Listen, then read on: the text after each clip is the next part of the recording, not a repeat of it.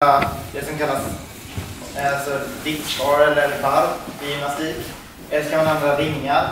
Alltså huvudgrejen är att man använder sin egen kropp som motstånd till gravitationen. Så det är främst styrketräning kan man väl säga då. Men det kan till exempel vara att man gör armhävningar i olika positioner, explosiva.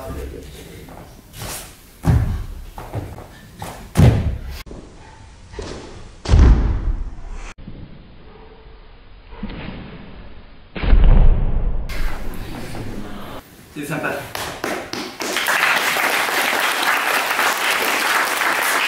Bra väder. Då kör vi utomhus i Slottsskogen. I den nya parken. Så det är mer konditionsträning. Men vi lägger in vissa styrkemoment också. Bra komplement till parkouren. Om man känner att det inte räcker. Och lyfter varandra. Balanserar på olika sätt.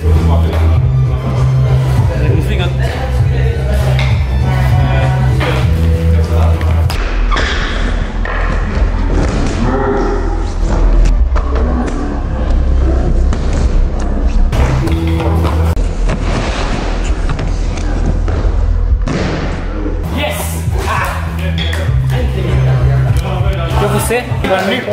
Men vad fan? Kör!